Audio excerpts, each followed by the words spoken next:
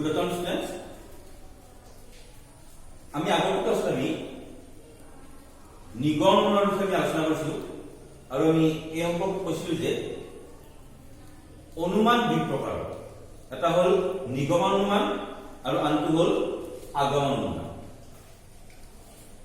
এতিয়া নিগমন অনুমানৰ সংজ্ঞাটো আমি কিদৰে দিব পাৰো যে নিগমন অনুমান হল এনে অনুমান প্ৰক্ৰিয়া যত আমি সাৰ্বিক বা সামান্য সম্বন্ধৰ জ্ঞানৰ পৰা আমি বিশেষ বিশেষ সম্বন্ধৰ জ্ঞানত উপনীত হওঁ গতিকে যি অনুমানত সাৰ্বিক বা সামান্য সম্বন্ধৰ জ্ঞানৰ পৰা বিশেষ বিশেষ সম্বন্ধৰ জ্ঞানত উপনীত হোৱা যায় তাকেই নিগমন অনুমান বোলে এতিয়া নিগমনৰ উদাহৰণটো মই তোমালোকক বৰ্ডত লিখি দিছো এইটো হল সকলো হয় মৰ্ণিং ৰাম হয় মানুহ এতেকে ৰাম হয় মৰ্ণিং এইটো হল নিগমন অনুমানৰ উদাহৰণ এতিয়া আমি ইতিমধ্যে কৈছো যে নিগমনত সাৰ্বিক বা সামান্য সম্বন্ধৰ জ্ঞানৰ পৰা বিশেষ বিশেষ সম্বন্ধৰ জ্ঞানত উপনীত হোৱা যায় সাৰ্বিক বা সামান্য সম্বন্ধৰ জ্ঞানৰ পৰা বিশেষ বিশেষ সম্বন্ধৰ জ্ঞানত উপনীত হোৱা মানে সামান্যৰ পৰা বিশেষলৈ গতি কৰা বুজায় গতিকে নিগমনত আমি সামান্যৰ পৰা বিশেষলৈ গতি কৰো এতিয়া সামান্য মানে কি যে সামান্য দৃষ্টান্তই কোনো এটা জাতি বা শ্ৰেণীৰ অনিৰ্দিষ্ট সংখ্যক বস্তুক সামৰি লয় আৰু বিশেষ দৃষ্টান্তই কোনো বস্তু পৃথক পৃথককৈ বা বিশেষভাৱে বুজায় এতিয়া সকলো মানুহ হয় মৰ্ণিং সকলো মানুহ হয় মৰ্ণিং বুলি কওঁতে আমি ইয়াত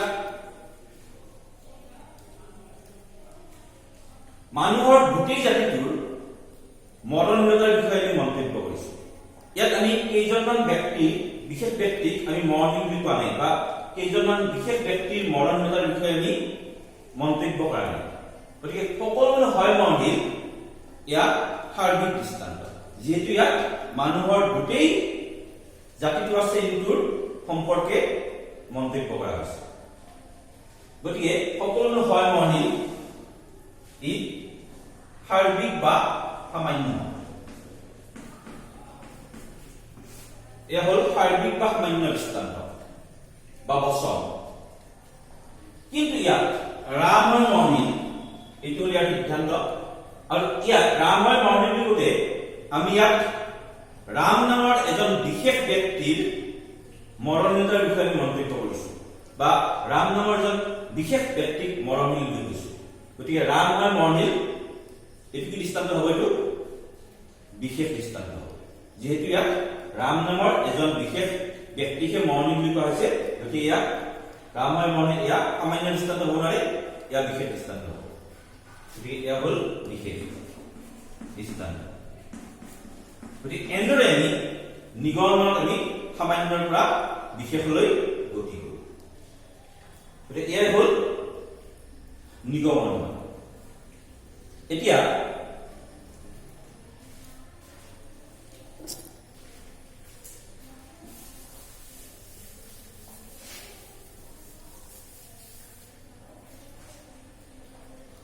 এতিয়া আমি আগমনৰ বিষয়ে আলোচনা কৰিম আগমন অনুমান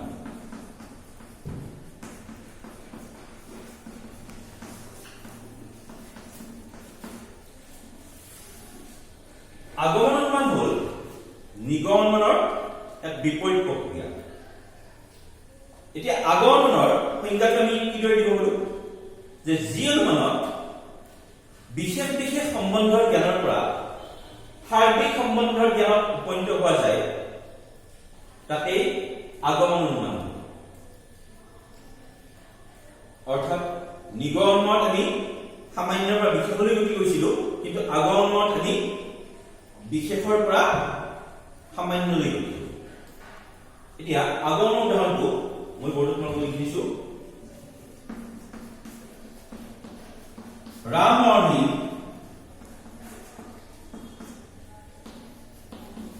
হৰি মৰ্ণিং যদু মৰ্ণিং এতেকে সকলো মানুহ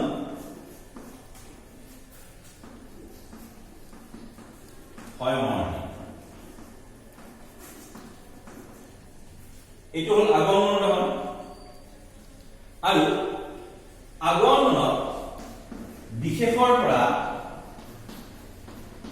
সামান্যলৈ গতি কৰা হয়। আৰু এইটো যেহেতু আগমনৰ উদাহৰণ, ইয়াতো বিশেষৰ পৰা সামান্যলৈ গতি কৰা হৈছে। এতিয়া আগমনৰ এই উদাহৰণটো বিশেষৰ পৰা সামান্যলৈ গতি কৰা হৈছে বুলি আমি কেনেকৈ জানিব পাৰো? আগমনৰ এই উদাহৰণটো যদি আমি লক্ষ্য কৰো তেতিয়াহ'লে আমি জানিম যে ইয়াত বিশেষৰ পৰা সামান্যলৈ গতি কৰা হৈছে। ইয়াত আমি আগতে কৈছো যে এটা অনুমান আশ্ৰয়িক আৰু সিদ্ধান্ত দ্বাৰা গঠিত হয়। আৰু আগমন অনুমানৰ এই উদাহৰণটো তিনিটা আশ্ৰয়িক আছে, অৰ্থাৎ এই আগমনটো তিনিটা আশ্ৰয়িকৰ দ্বাৰা গঠিত হৈছে। আৰু ইয়াৰ সিদ্ধান্তটো হল সকলো মানুহ হয় মৰ্ণিং। অৰ্থাৎ ইয়াত ৰাম মৰ্ণিং এইটো প্ৰথমটো আশ্ৰয়িক, হৰি মৰ্ণিং এইটো দ্বিতীয়টো আশ্ৰয়িক, যদু মৰ্ণিং এইটো হল তৃতীয়টো আশ্ৰয়িক, আৰু সকলো মানুহ হয় মৰ্ণিং এইটো হল সিদ্ধান্ত। এতিয়া ইয়াত প্ৰথমটো আশ্ৰয়িক হৈছে ৰাম মৰ্ণিং। ৰাম মৰ্ণিং এইটো বিশেষ দৃষ্টান্ত। কিয়? কাৰণ ৰাম মৰ্ণিং বুলি কওঁতে আমি ইয়াত ৰাম নামৰ এজন বিশেষ ব্যক্তিৰ মৰণান্তৰ বিষয়ে কোৱা হৈছে। কিয়নো ৰাম মানুহ জাতিটোৰ অন্তৰ্ভুক্ত এজন বিশেষ ব্যক্তি বা সদস্য, গতিকে ৰাম মৰ্ণিং এইটো হল বিশেষ দৃষ্টান্ত। ঠিক তেনেকৈ হৰি মৰ্ণিং এইটো বিশেষ দৃষ্টান্ত, কাৰণ হৰি মৰ্ণিং বুলি কওঁতে আমি হৰি নামৰ এজন বিশেষ ব্যক্তিৰ মৰণান্তৰ বিষয়ে মন্তব্য কৰিছো। ঠিক তেনেকৈ যদু মৰ্ণিং এইটো হল বিশেষ দৃষ্টান্ত, কাৰণ যদু মৰ্ণিং বুলি কওঁতে আমি যদু নামৰ এজন বিশেষ ব্যক্তিৰ মৰণান্তৰ বিষয়ে মন্তব্য কৰিছো। গতিকে ইয়াত গোটেই তিনিটা আশ্ৰয়িক হল বিশেষ দৃষ্টান্ত, বিশেষ। কিন্তু ইয়াৰ সিদ্ধান্তটো হল সকলো হয় মৰ্ণিং, এইটো হল সামান্য। কিয়নো সকলো হয় মৰ্ণিং বুলি আমি ইয়াত একো বুজন বিশেষ ব্যক্তিৰ মৰণান্তৰ বিষয়ে কোৱা নাই। সকলো হয় মৰ্ণিং বুলি আমি মানুহৰ গোটেই জাতিটোৰ বা শ্ৰেণীটোৰ মৰণান্তৰ বিষয়ে মন্তব্য কৰিছো। গতিকে সকলো হয় মৰ্ণিং হল সামান্য। গতিকে সেইকাৰণে কোৱা হয় যে আগমনত আমি বিশেষৰ পৰা সামান্যলৈ গতি। গতিকে এনেদৰে তৰ্ক বিজ্ঞানত অনুমানত নিগমন আৰু আগমন এই দুটা ভাগত বিভক্ত কৰা হৈছে। আৰু এনেদৰে আমি নিগমন অনুমান আৰু আগমনৰ সংজ্ঞা আমি দিব পাৰো।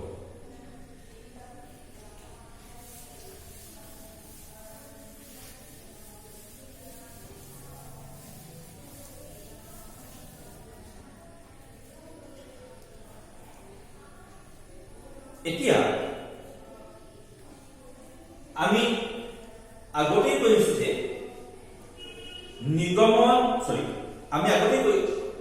যে তৰ্ক বিজ্ঞান হল অনুমানৰ বিজ্ঞান।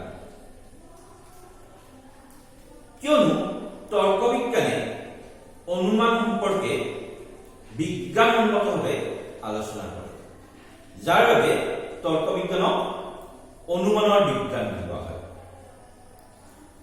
Logic is the science of reasoning or inference. Why logic is called the science of reasoning or inference? Because logic discusses about inference scientifically. Logic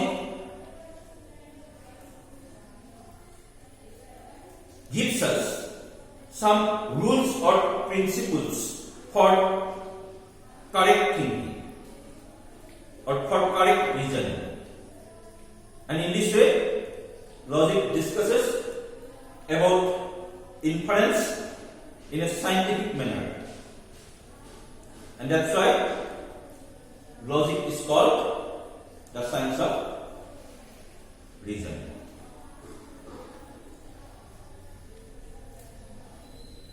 Now, logic is called the science of reasoning or inference. Now, inference. What is inference? Inference, we can define inference as inference is a mental process in which we pass from known to unknown facts. So, this one is the definition of inference. Inference is a mental process in which we pass from known to unknown facts. We have previously said that in inference, some data or facts are known to us, and on the basis of these known data, we establish a new truth in the conclusion. So, in order to get knowledge through inference, at first we depend upon known facts or known data, and on the basis of known data or known facts, we can get knowledge about unknown facts. We have previously given an example. Suppose I have perceived dark clouds in the sky, and perceiving dark clouds in the sky, we can say that, or we can infer that it will rain after some time.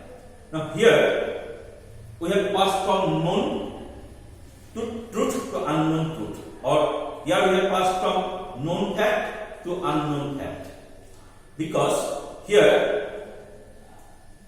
the knowledge of cloud in the sky is known truth, but we have not perceived rain. That's why the knowledge of rain is unknown truth. So here we have passed from known truth to unknown truth. That's why it is an example of inference. Now, inference is of two types.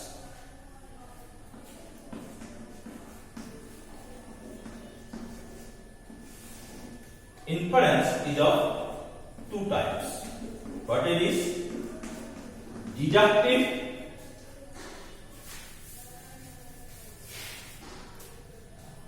inference, and the other one is inductive inference.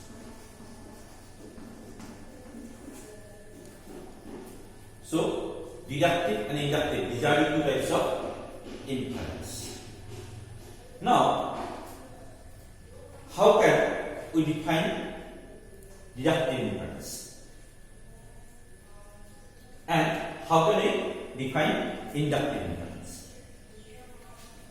Now, before we are going to discuss about deductive inference and inductive inference, at first you have to know that an inference consists of propositions. What? Inference consists of propositions.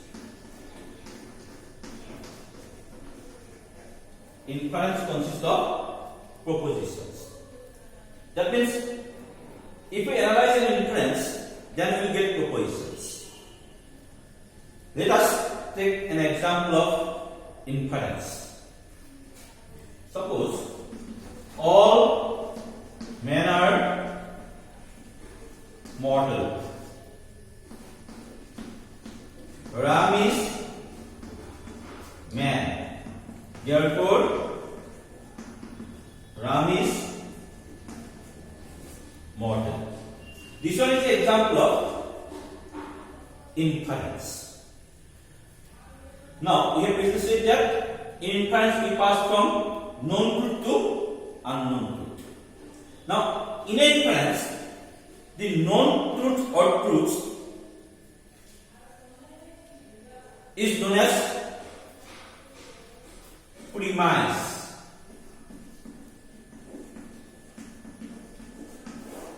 And the unknown truth or unknown fact is known as conclusion.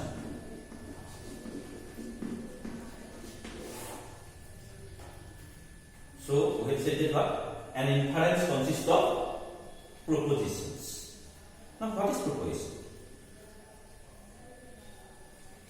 Propositions are like the sentences, but there are some differences also between sentence and proposition.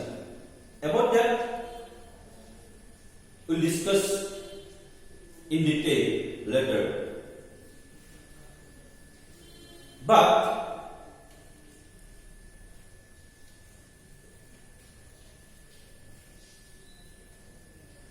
generally, propositions are like the sentences. Propositions are what? Sentences.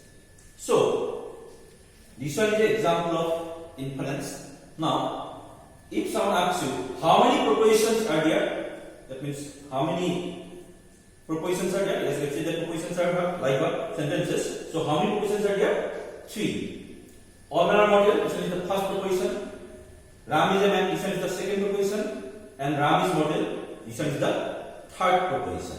That means this inference consists of 3 propositions. Now, some special names are given to the propositions of an inference. These are premise and conclusion. Premise is what? Premise is the name of a proposition. Like that, conclusion is also the name of a proposition. Now, we have said that what? An inference consists of premise and conclusion. What is premise? Generally, in an inference, the known fact or facts are known as premise, and the unknown fact is or unknown truth is known as conclusion. But in logic, how can we define premise? Premise or premises is a proposition or propositions on the basis of which a new truth is established in the conclusion. That means premise is the what? Proposition or propositions on the basis of which a new truth is established in the conclusion. That means the known facts or known truths but is known as premise or premises. Like that, the unknown truth is what? Known as the conclusion of an inference. But in logic, how can we define conclusion? The proposition which is established on the basis of the known truth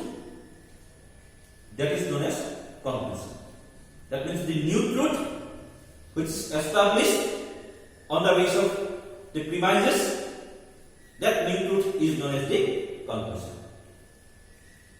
That means in inference, known truth or truths or the known fact or facts is known as premises, and the unknown truth is known as conclusion.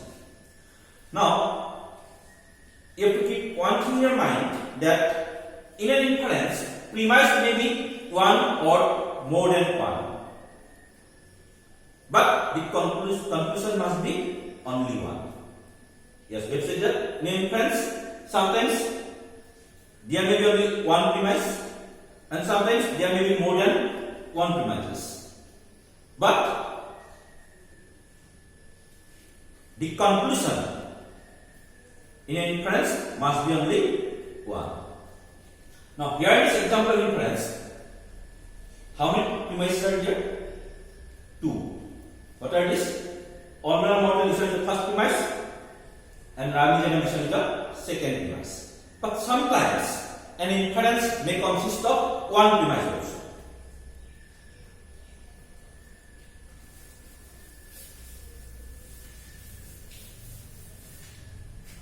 For example, all men are mortal, therefore some mortals are men.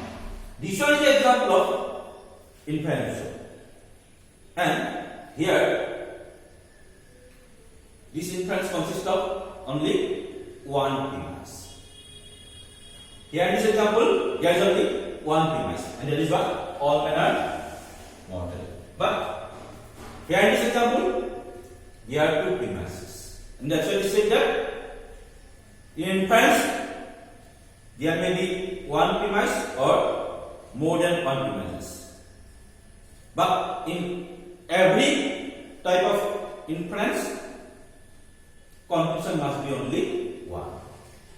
And in an inference, the conclusion is clearly indicated by this sign. What is the name of this sign? Therefore. So, in an inference, the proposition which is clearly indicated by the sign therefore, that will be the conclusion, and the rest will be the premise or premises. So, here in this example of inference, which is the conclusion? Some mortals are men. This is the conclusion. And here, some mortals are men. This conclusion is derived from only one premise, and that is all men are mortal. But here, in this example, the conclusion is Ram is mortal, and here the conclusion Ram is mortal is derived from two premises. All men are mortal, this is the first premise, and Ram is a man, this is the second premise. So, in an inference, the conclusion is derived from the premise or premises. And in an inference, when we draw the conclusion from the premises or premise, then sometimes it may be one premise, or sometimes it may be more than one premise. So, an inference consists of propositions, and proposition is a what? Subject matter of logic. Inference or reasoning is the main subject matter of logic, and as an inference consists of propositions, so proposition is also a subject matter of logic.